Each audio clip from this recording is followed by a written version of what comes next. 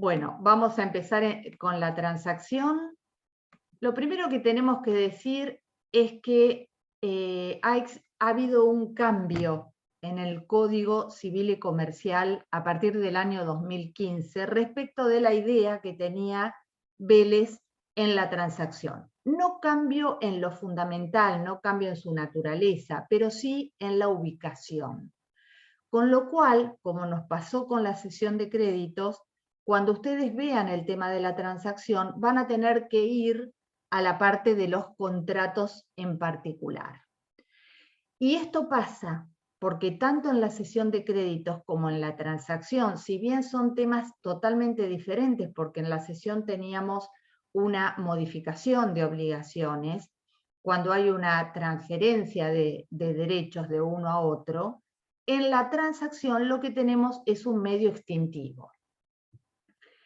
Lo primero que hay que decir como medio de extinción, que Vélez Arfield lo trataba como tal. Es decir, si uno ve el código de Vélez va a encontrar que la transacción era un medio extintivo ubicado en la parte de las obligaciones dentro de los medios de extinción. Hoy, para poder ver este tema, tenemos que ir dentro del libro tercero al capítulo de los contratos en particular. Esto quiere decir que hay un cambio de metodología. Y ese cambio de metodología se debe a que en el derecho comparado, normalmente, como estamos acostumbrados a ver, Vélez Arfield seguía al Código Civil francés, pero también seguía a Freitas. Entonces, cuando tocó el tema de la transacción, decidió seguir a las enseñanzas de Freitas y ubicarlo como medio de extinción. Pero eso le trajo algunos problemas, porque a medida que iba normativizando los artículos de transacción, se dio cuenta que necesitaba hacer un reenvío a la parte de los contratos, porque su naturaleza es un contrato. Entonces, ¿qué pasaba con el Código de Vélez? Teníamos la transacción regulada como medio extintivo de la obligación y a su vez un artículo que remitía a las normas contractuales para poder completar el tema. A partir de la reforma del año 2015, el Código Civil y Comercial de la Nación lo incorpora directamente como un contrato particular. Y ahí no necesita entonces hacer ningún reenvío porque están contenidas todas las normas que hacen no solamente a las características propias de la transacción, sino también a los aspectos puramente contractuales que tiene. ¿Cómo nos vamos a imaginar, antes de empezar con lo teórico, cuando hay una transacción? Hay dos posibilidades. En principio vamos a decir que como es un contrato, es un acuerdo entre partes. Ahora, este acuerdo se puede hacer antes de iniciar una acción judicial o durante el proceso judicial. Antes, ¿cuándo? Cuando existe entre las partes obligaciones que resolver, pero hay alguna duda sobre algún aspecto de las obligaciones. Entonces, deciden hacer extrajudicialmente una transacción para darle certeza a ese vínculo y proponer derechos y obligaciones que van a tener las partes en forma recíproca. En cambio, cuando ya existe, por ejemplo, un vínculo obligacional previo, sea contractual o sea extracontractual, y las partes van a juicio, ahí la transacción también va a terminar con una cuestión dudosa, pero la cuestión dudosa va a ser la que está en el litigio, lo que las partes, lo que el demandante está reclamando y lo que el demandado está contestando y oponiéndose a la demanda. Entonces, de ahí que lo que pueda resolver un acuerdo transaccional pueda ser una situación fuera de un juicio, cuando las partes tienen duda concreta sobre algún aspecto de sus derechos respecto a la obligación, o dentro mismo de un juicio cuando ya esos derechos se han transformado en litigiosos. Supongamos que hay una parte que inicia demanda contra la otra por incumplimiento de contrato y reclama una suma determinada de dinero. Con efecto de no llegar hasta la sentencia definitiva en el juicio, deciden hacer un acuerdo transaccional. Ese acuerdo versa sobre derechos litigiosos, que no es ni más ni menos que los derechos que están puestos sobre el juicio, y es una cuestión que en principio se inicia para concluir con una sentencia. Ahora bien, cuando en un proceso judicial hay un acuerdo transaccional, ese proceso va a terminar sin necesidad de llegar a una sentencia. Va a terminar porque las partes se han puesto de acuerdo en qué derechos y obligaciones mutuas tienen y cierran el juicio a través de una transacción. Por lo tanto, la transacción de derechos litigiosos que se da durante un proceso judicial va a extinguir parcialmente obligaciones y va a extinguir además el proceso. Es decir, el tema de la transacción tiene cuestiones de derecho sustancial, que las encontramos en la parte de los contratos, y tiene cuestiones de procedimiento, cuestiones procesales, porque cuando estamos hablando de que un juicio se termina por el acuerdo de las partes, le estamos dando a la transacción, además de una entidad sustancial o de fondo, una entidad judicial. Si nosotros vemos cómo lo define el código, este código que acepta y bienvenido sea definiciones, vamos a encontrar que la transacción dice es un contrato, con lo cual reafirma su naturaleza jurídica, por el cual las partes, para evitar un litigio o poner fin, acá lo que está haciendo en la definición es explicando que puede haber una transacción extrajudicial sin que haya un juicio mediante entre las partes, o puede haber uno durante ese juicio para terminar el juicio y de esa manera también terminar con obligaciones pendientes. Ahora, ¿cómo se configura la transacción? Cuando dice el código se hacen concesiones recíprocas y se extinguen obligaciones dudosas o litigiosas. Dudosas antes, si es antes de que concretamente o formalmente se lleve a cabo un litigio, o durante el litigio. ¿Qué quiere decir esto? Supongamos que alguien demanda a otro reclamando por incumplimiento de un contrato una suma dineraria. El otro contesta y dice, no, el que ha incumplido es la otra parte, es más, yo no debo eso que el que demanda me exige y pide al juez que se dicte sentencia y reconozca su derecho, con lo cual se juntan las partes. Puede ser que se junten en el estudio propio de los abogados o eso se haga en una audiencia judicial, con el fin de llegar a un acuerdo en ese proceso donde están estos derechos litigiosos en juego, donde uno reclama el cumplimiento del contrato y el otro se opone y dice que eso no es real, que no debe lo que se le exige, puede decir que debe menos, puede decir que no debe nada, y a la vez le dice, no, en realidad es la otra parte la que debió entregarme algo que no me fue entregado. Entonces, concesiones recíprocas implica, y este es el concepto que tienen que tener más claro, que hay reconocimientos y renuncias recíprocas. Quiere decir, en una cuestión concreta, alguien demanda por incumplimiento de pago de una suma de dinero. Entonces, cuando llegan a la transacción, reconoce que en parte el otro tiene algo de razón y está dispuesto a renunciar parte de su derecho. Por ejemplo, pagar menos. Y el otro, que había dicho, no, yo no debo nada, a fin de no llegar a una sentencia, le reconoce parte del derecho, paga menos de lo reclamado, y a la vez obtiene reconocimiento de su derecho porque no debió pagar el total o ir a una sentencia definitiva que resuelva la cuestión. Es decir, en la transacción, cada una de las partes, para decirlo en lenguaje común, algo pierde y algo gana. Entonces, hay renuncia de parte del derecho y hay reconocimiento de algo de derecho del otro. Eso en forma recíproca. Cada uno algo va a perder y algo va a ganar.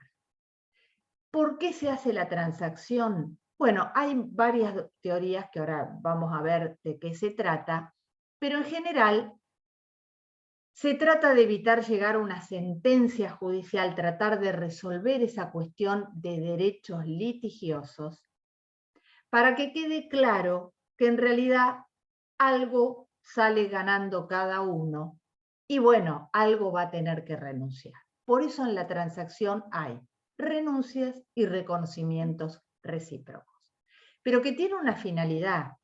Tiene por finalidad, si ya está en juicio, terminar con ese proceso judicial, terminar con el debate de esos derechos litigiosos, con lo cual va a surgir, ¿verdad?, que si alguien renuncia a parte de su derecho, pero reconoce que le debe algo al otro, algo le va a tener que pagar. Por eso, en la transacción hay un medio de extinción, pero un medio, para decirlo propiamente, es un medio de extinción parcial, porque algo ambas partes están reconociendo de derecho en el otro, por lo tanto algo va a haber que pagar o algo va a haber que entregar, y a su vez se renuncia a la pretensión de todo lo que se exigía. Esto muchas veces se ha explicado como el timor litis, es decir, como el temor de llegar hasta una sentencia que puede ser beneficiosa o no para el que demanda y para la otra parte. Entonces deciden en el medio del proceso llegar a este contrato, a este acuerdo que va a poner fin al juicio, pero que también va a fijar cuáles son los derechos y obligaciones de las partes que van a tener que cumplir posteriormente. Renuncian a algo y algo reconocen en el otro. Si esta transacción, como decimos, no se hace durante un juicio, sino que es previa, el objeto de esa transacción va a ser terminar con alguna cuestión de obligaciones dudosas, donde las partes no tienen la certeza de tener derecho sobre lo que están exigiendo y por lo tanto a través de la transacción termina con lo que se denomina en latín la res dubia, la cosa dudosa.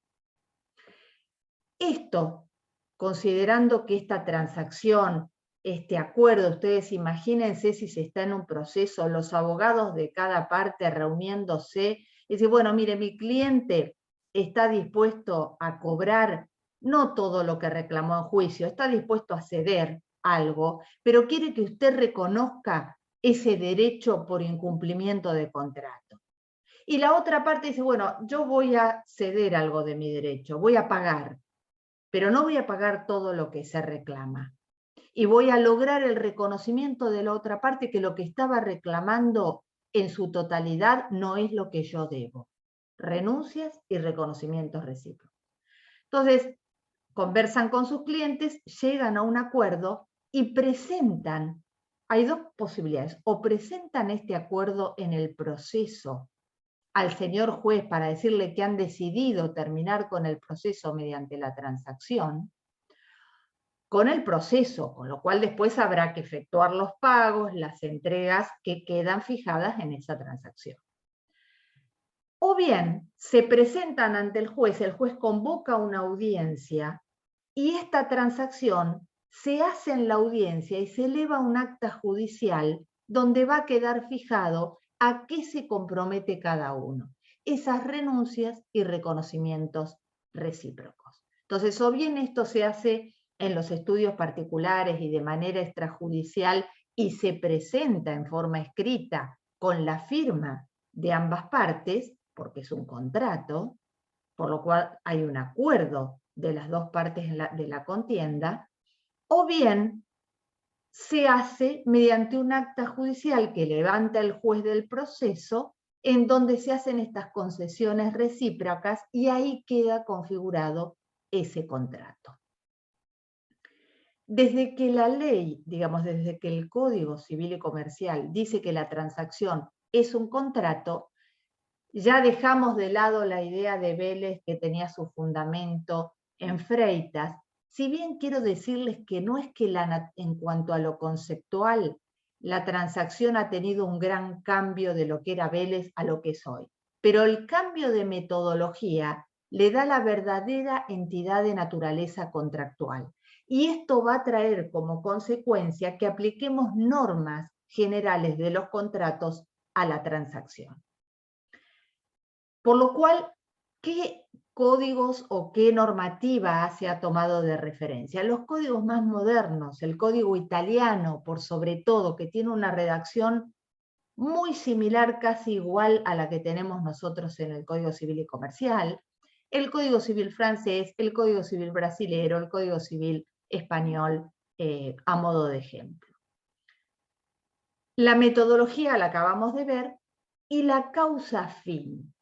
Bueno, en la transacción, ¿se acuerdan cuando hablábamos de causa fuente, causa fin? En los contratos siempre hay una causa fin. ¿Y cuál es esa causa fin? La causa fin es el propósito práctico que tienen las partes para llegar a ese contrato.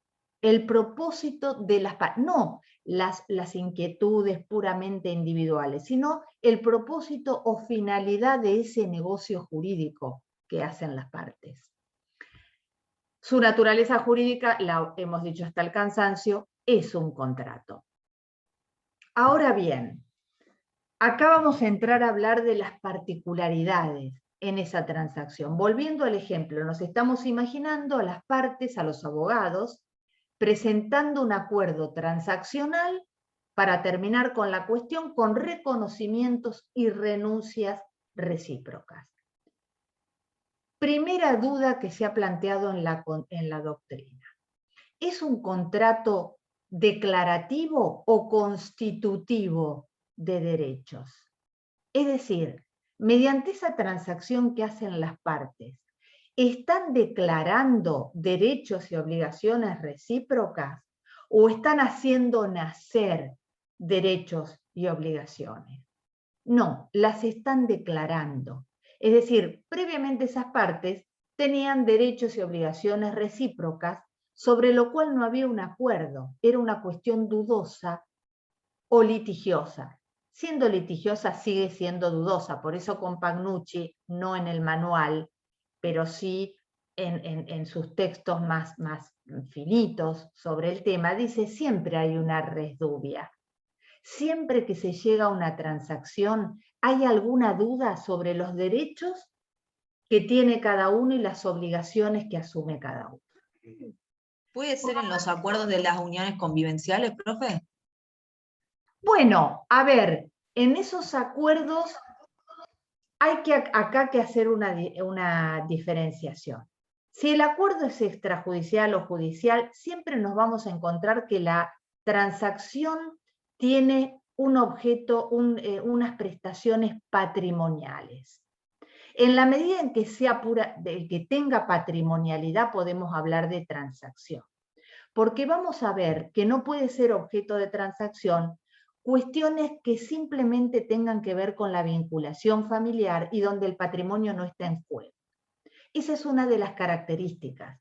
Es un contrato donde lo que se está resolviendo son cuestiones patrimoniales, lo que se debe, lo que no se debe. Yo pensé que se debía más, pero estoy reconociendo que debo menos. Entonces, en la medida en que haya cuestiones patrimoniales, podemos hablar de transacción. Si, por ejemplo, un acuerdo que fuera para, digamos, ¿se podría hacer un acuerdo transaccional para reconocer un hijo? No, es un objeto que no está permitido por la ley. Y no está permitido por la ley, eso lo tiene que decidir un juez en un proceso. No podemos hacer una transacción para ver si le reconocemos el carácter de padre o de hijo a una persona, porque no tiene objeto patrimonial y porque son cuestiones de derecho personalísimo que son ajenas al convenio de la parte. No podemos convenir el matrimonio sin hacer intervenir al Estado, ¿sí? Podemos hacer acuerdos transaccionales sobre patrimonio. Y es un negocio, como digo, declarativo. Es decir, lo que tiene por fin es declarar que cesa ese estado de incerteza que tienen las partes y que se reconocen derechos y obligaciones mutuas. Como todo contrato tiene, por eso digo cómo este código viene a resolver la cuestión de Vélez-Sarsfield, tiene características propias de todo contrato. No de todo, de ciertos contratos en particular con las características propias de este contrato. Por ejemplo, pero que se asimila a muchos otros, ¿verdad? Es consensual. ¿Qué quiere decir esto? Que ese contrato se cierra por acuerdo y por voluntad de las partes.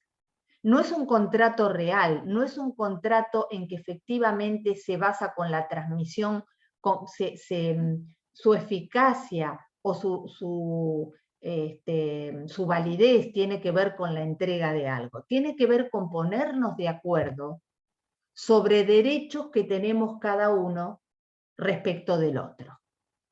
Por lo tanto, es consensual. Con el acuerdo de las partes se define. Bien, otra de las características, justo me apareció una publicidad que dice al lado de consensual, para seguir el hilo del...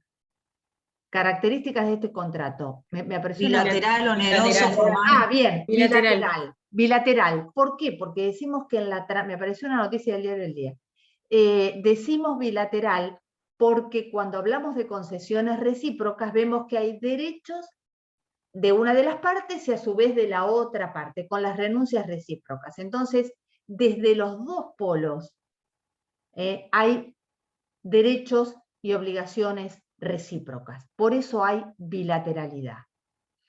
Es oneroso porque la transacción, al hacer reconocimientos al otro y renuncias recíprocas y versar sobre cuestiones patrimoniales, siempre lo que se está debatiendo es en los derechos económicos, derechos patrimoniales que tienen las partes en ese acuerdo.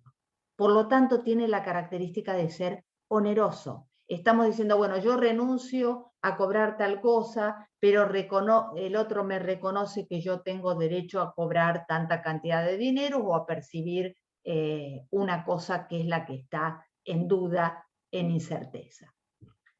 Es formal. Y acá, atente.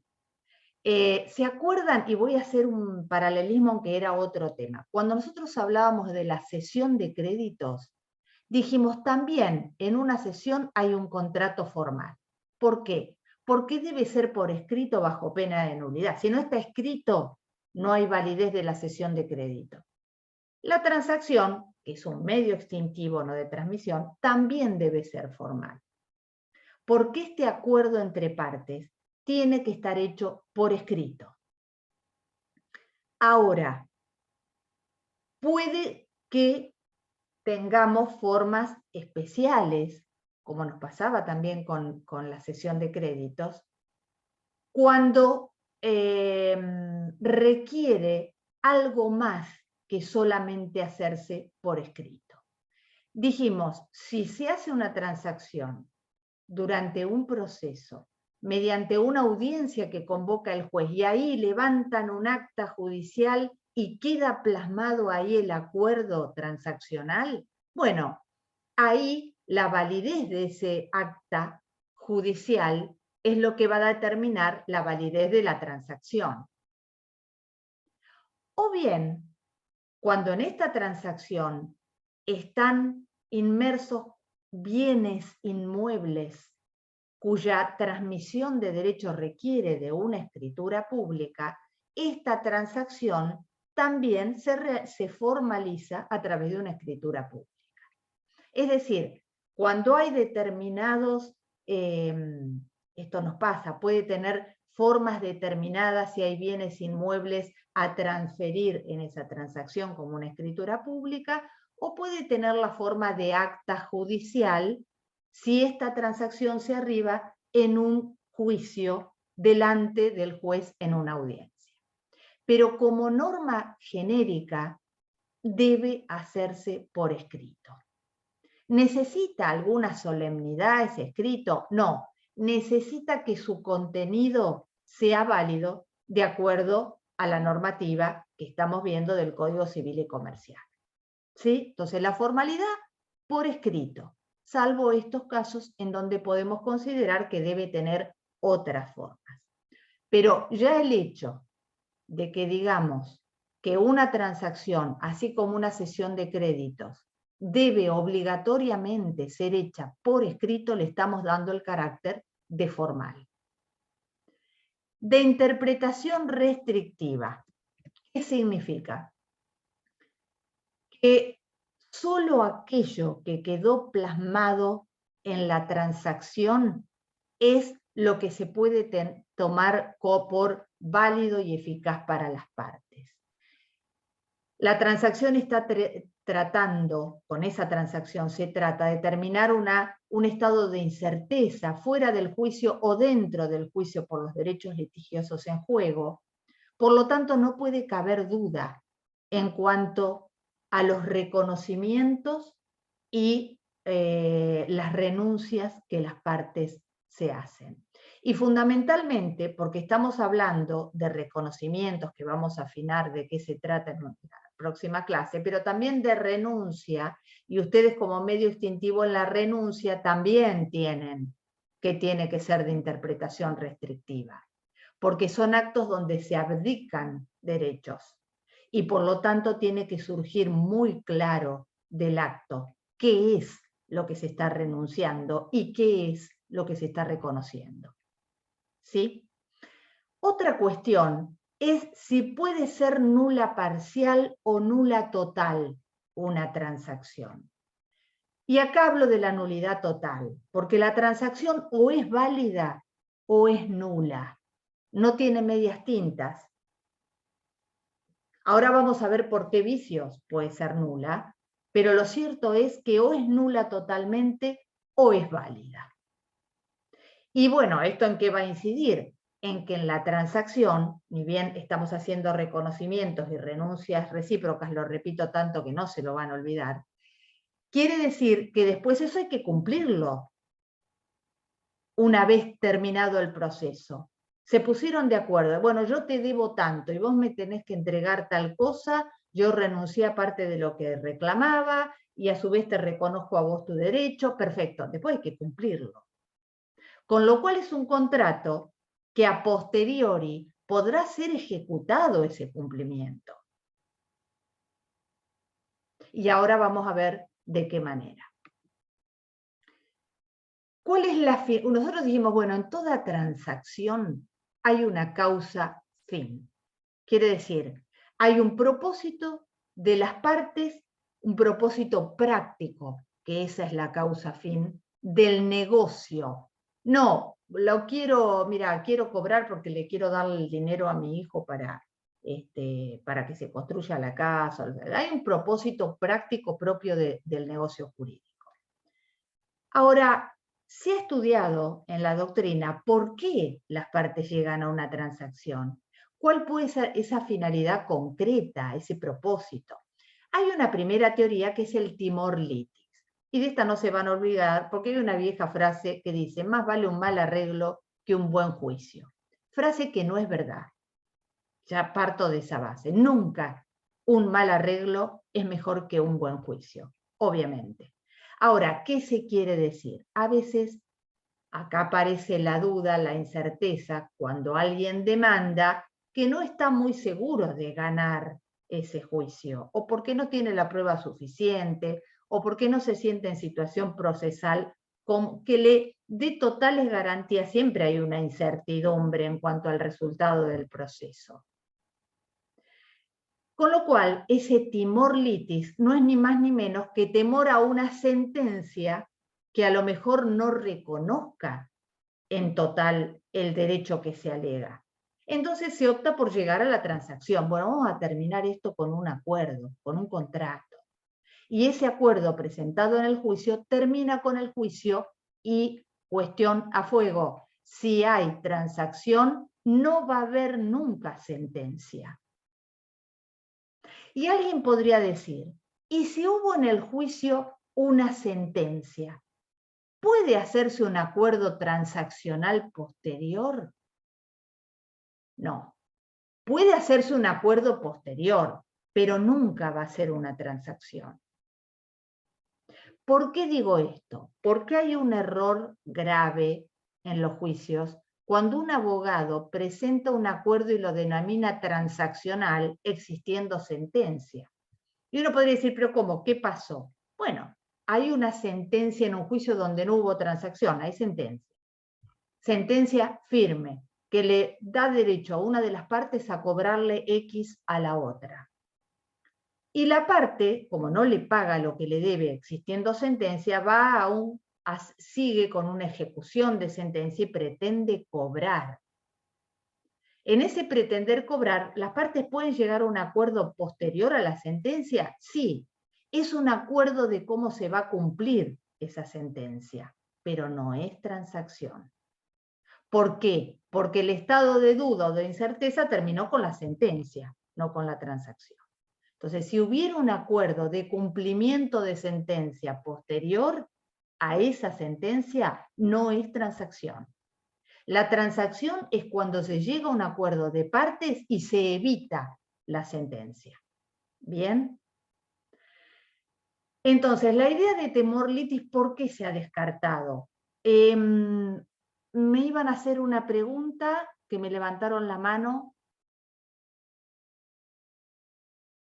Bueno, cualquier cosa lo cortamos. Entonces, la idea de temor litis es una idea más de lenguaje de calle, es decir, bueno, mejor arreglo antes de tener una mala sentencia.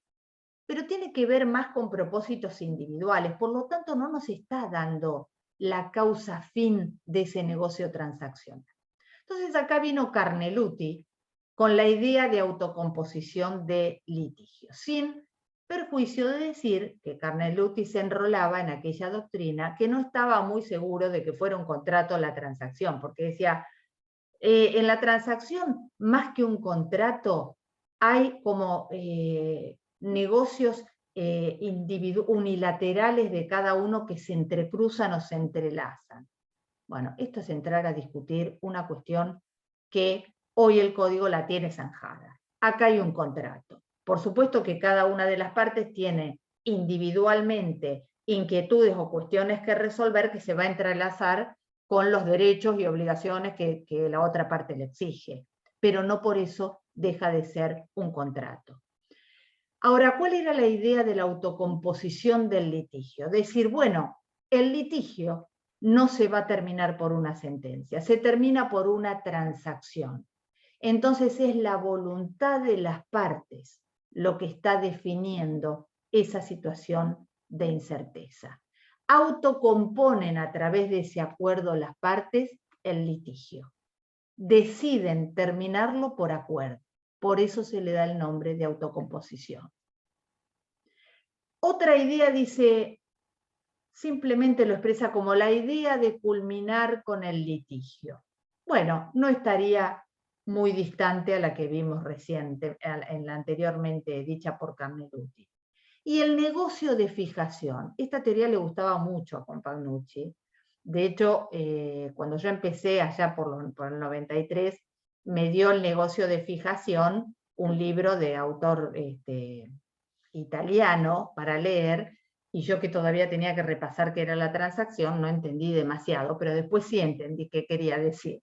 Para la doctrina italiana, el negocio de fijación es entender que las partes fijan derechos recíprocos y renuncian recíprocamente a otros derechos, tratando de terminar con la incerteza.